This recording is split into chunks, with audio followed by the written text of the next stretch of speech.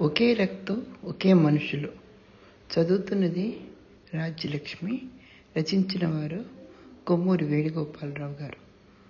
Girija రాధారాణిని request చేస్తుంది తన పుట్టింటికి పంపమని.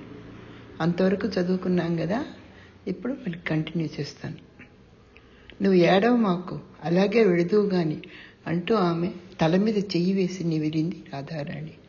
దుఃఖం లోపల నుంచి పొంగి కన్నీళ్లు ఊపికి వచ్చాయి. కష్టం మీద నిగ్రహించుకుంది గిరిజ. కొంతసేపటికి గిరిజ తేరుకుంది. లేచి కూర్చోగలిగిన జవసత్వాలు వచ్చాయి. నేను విజయవాడ వెళ్ళిపోతానండి అంది మళ్ళీ. అలాగే వెడుదువు గాని, ఇంత రాత్రి వేళ ఏం పెడతావు? ఈ రాత్రికి మా ఇంట్లోనే ఉండు, రేపు నిన్ను బస్సు దాకా వచ్చి దిగబెడతానంది రాధారాణి. గిరిజ ఏదో లోకంలో ఉన్నట్టు తల ఊపి రాధారాణి చెయ్యి ఆసరాగా తీసుకుని లేచి నిలబడింది. రాధారాణి అపరాధిలా నిలబడి ఉన్న సుందరంతో లాలనగా, చూడు, నేను గిరిజను మా ఇంటికి తీసుకెళ్తున్నానంది. సుందరం ఏం మాట్లాడలేదు. అతడికి నిషా దిగిపోయింది కానీ జరిగేదంతా చోద్యంగా ఉంది. అతను చూస్తుండగానే ఆ ఇద్దరు యువతులు ఒకరి చెయ్యి ఒకరి పట్టుకుని బయటికి నడవటం, దారిన పోతున్న రిక్షా పిలిచి అందులో ఎక్కి కనుమొరగటం జరిగిపోయాయి. ఆ రాత్రంతా ఏదో మత్తులో ఉన్నట్టే గడిచింది. రాధారాణి తెలియగలిగి ఆలోచించగలిగిన జ్ఞానం, సంస్కారం పుష్కలంగా ఉన్నాయి. అసలే మనసు చెడి ఉన్న గిరిజను జరిగిపోయిన సంఘటనల గురించి కానీ ఆమె జీవితాన్ని గురించి కానీ ఏమీ ప్రశ్నించలేదు. పైపెచ్చు తన నాటక అనుభవంలోని చెలోక్తులను చెప్తూ నవ్వించడానికి ప్రయత్నించింది. బలవంతం మీద గిరిజ ఎంగిలి పడింది కానీ ఇద్దరి కంచాల్లోనూ అన్నం అటాగే మిగిలిపోయింది. రాత్రి ఆమెకి మంచి మంచం ఇచ్చి తాను కింద పడుకుందామనుకుంది. కానీ గిరిజ ఉన్నట్టుండి ఉలిక్కి పడటం, ఫిట్స్లో ఉన్నట్టుగా సన్నగా ఏడవటం చూసి తన పక్కనే సర్దుకుని జో కొడుతున్నట్టుగా పడుకుంది. తెల్లవారాక గిరిజ ప్రయాణానికి సిద్ధమవుతుంటే, కట్టుబట్టలతో వెడుతున్నావా అంది. పర్వాలేదు, అక్కడ నాకు బట్టలున్నాయంది గిరిజ. బస్టాండ్కి వెళ్ళి బస్సు కదిలే వరకు నిల్చుంది. గిరిజ ఇహ రాదు అని ఆమె మనస్సులో ఏదో కంఠం అరుస్తోంది. ఎప్పుడో గాని కలుసుకోకపోయినా నువ్వు నాకు గొప్ప స్నేహితురాలివి అన్న గిరిజ మాటలు చెవిలో పదే పదే వినిపిస్తున్నాయి. బస్సు చప్పుడు చేసుకుంటూ వెళ్ళిపోయింది. వర్తమానం లేకుండా కట్టుబట్టలతో వచ్చిన గిరిజను చూసి ఇంటిల్లిపాది తెల్లబోయారు. మొదట తండ్రి ఎదురొచ్చాడు.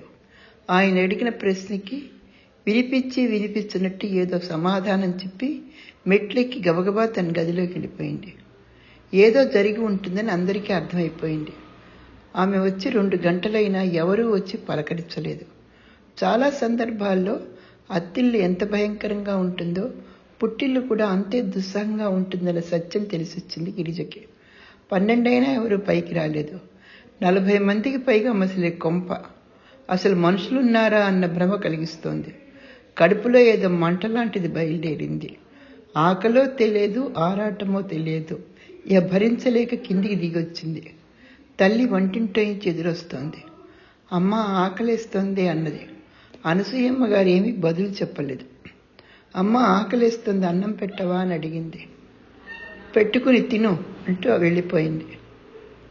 గిరిజ గిరుక్కును తిరిగి వెళ్ళిపోదామనుకుని పౌరుషాన్ని దిగమింగి వంటింట్లోకి వెళ్ళింది.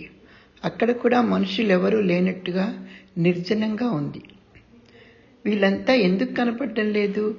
ఈ ఇంట్లో తన స్థానం ఇంతేనా? కంచంలో వడ్డించుకుని తెచ్చుకుని 50 మందికి పైగా పట్టే భోజనాల గదిలో దయ్యంలా ఒంటరిగా కూర్చుని అన్నం కలుపుకుని బలవంతంగా ఒక్కొక్క ముద్ద తిన్నది.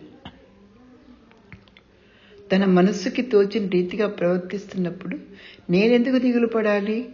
తాను ద్రోహిగా లోకం అనుకుంటే అనుకోని తన మనస్సుకి తాను ద్రోహం చేసుకోలేదు. అంతలో అహం, అంతలో దిగులు, అంతలో భయం, మళ్ళీ ధైర్యం. భోజనం పూర్తి చేసి చెయ్యి కడుక్కుని పైకి వెళ్ళబోతుంటే ఆగు అన్న తల్లి కంఠం వినిపించింది.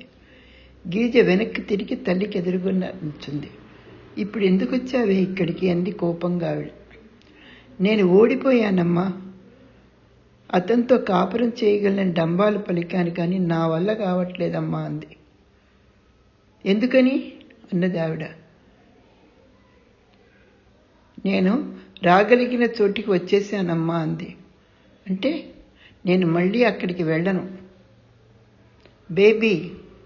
మళ్ళీ చెంప పగిలిపోతుందేమో అనిపించింది. అయినా ఆమెకు భయం వేయట్లేదు. కానీ అలా జరగలేదు. చీచి, నువ్వు మనిషివి కాదే, దయ్యానివి. ఈ ఇంటికి ఏదో దయ్యం పట్టింది. ఇక్కడి నుంచి నాకు నీ మొహం చూపించకు అని అరుస్తూ ఆవిడ అక్కడి నుంచి వెళ్ళిపోయింది. అలా వెళ్ళిపోతుంటే కళ్ళప్పగించి చూస్తున్న గిరిజకు తల్లి శరీరం తూలినట్లు అనిపించింది. ఆమె చేత్తో గుండె తడువుకుంటున్నట్టు అనిపించింది.